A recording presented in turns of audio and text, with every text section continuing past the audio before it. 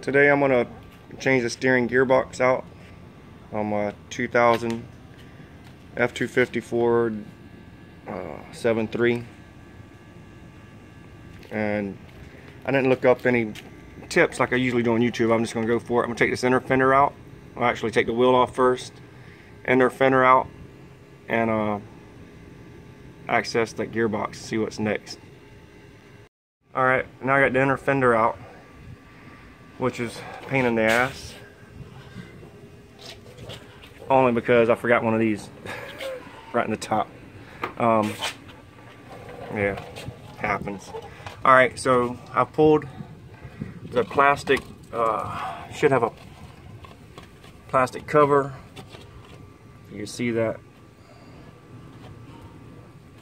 covers your steering linkage up.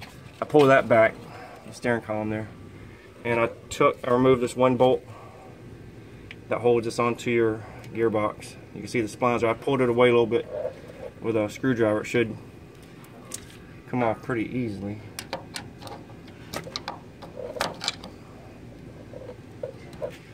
So, yeah, okay, so it's off. It slid back. Next thing, I'm going to disconnect these two lines, probably make a mess. And next, I'll probably take these 3 bolts off holding the gearbox on, and I do still got to disconnect the pitman arm linkage right there. What else? Oh, you always block your shit up in case your jack fails. Got to be a little safe, right? I thought about taking the shock bracket out of the way, but I don't think it's gonna be a problem right now. But yeah. All right, I removed those 2 lines. I made a mess like I figured I would. Undid the pitman arm, and I suggest getting a pickle fork set. I think it was like 20 bucks, eBay or Amazon. I don't remember where I got it from, but really helps have the right tools. I used to beat them to death with whatever I had to try to get them apart. But all right, so I'm going to attempt to drop it out. I've already taken 2 bolts off.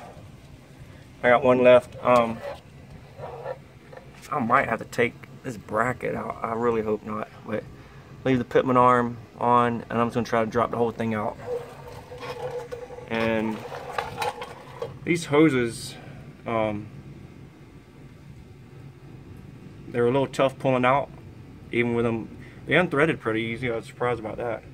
The truck's got like 260,000 miles on it. And the whole purpose of this video, or not the video, but the service changing this out, was the slack in the steering. Over the years, I've tried doing the adjusting nut up top, and I guess the worm gear is just, everything's finally kind of worn out, and I'm just replacing it, hopefully to get some good tight steering back. But yeah, those lines they're a little pain to get out. I sprayed some WD-40 in there and wiggled and pulled, and they finally popped loose. So that's it. I'm gonna take this off and see what's gonna happen. Alright, so I just dropped it out. It came out actually easy once I pulled the other bolt out. It almost just about fell out. So I'm gonna prep the new one and put the pitman arm on it, I guess outside the truck, and just put it right back in like it came out. Alright, so I came to a little problem.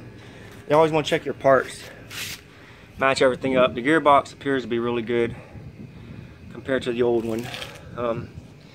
Bad thing was the new pitman arm is about 1 inch shorter than the original.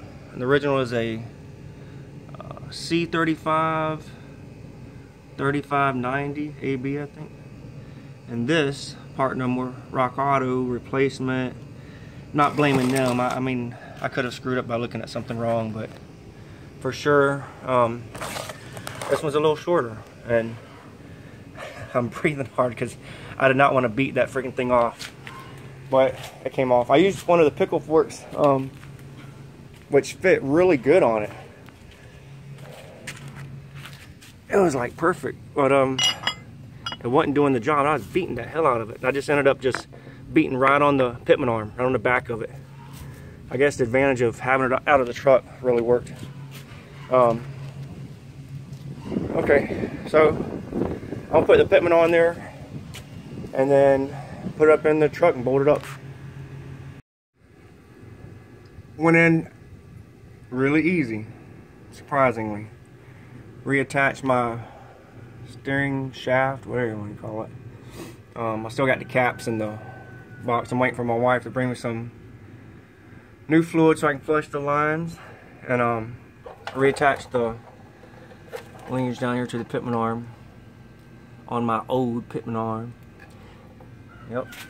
Old Daniel Nesbitt don't answer the goddamn phone. Probably out there working on that piece of Ford getting stuck.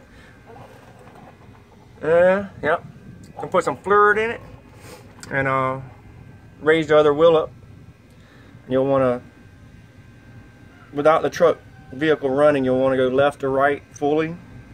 Try to get all the air out the lines, flush it out, bleed it out, and should be good. I hope that fixed the slack problem.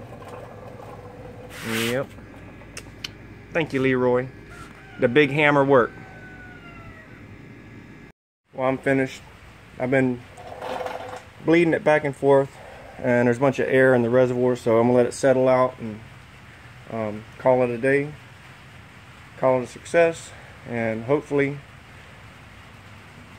fix the problem there with the slop in the steering.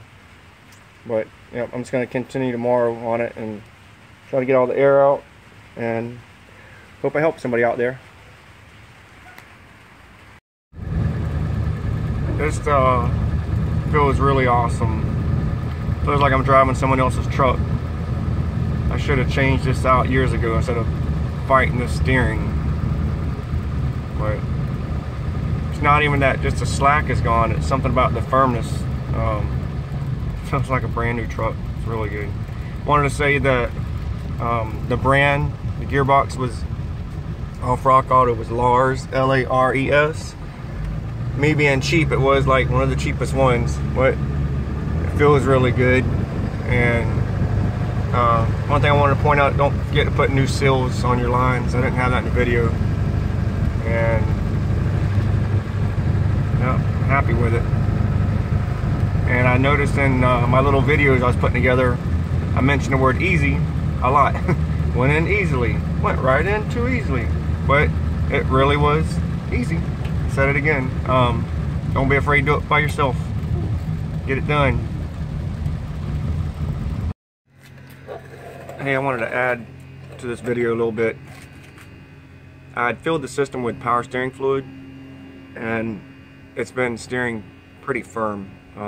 I thought maybe it's just a tight new gearbox, but I'd read that it takes ATF.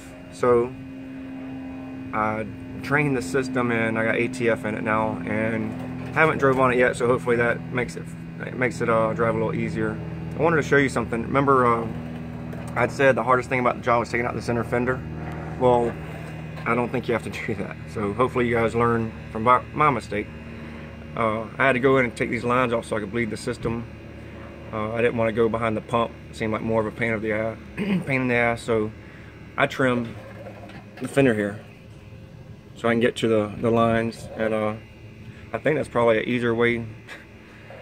I mean, unless you don't want to cut your fender, but it really just came down just a little bit, and it makes it easier to access your gearbox there. But that's all. I put ATF in it and trim that fender away so I can get to the lines. So hopefully that's a shortcut for you, whoever's doing this. And that's it. Hopefully it drives a little better with ATF in there. I'll let you know.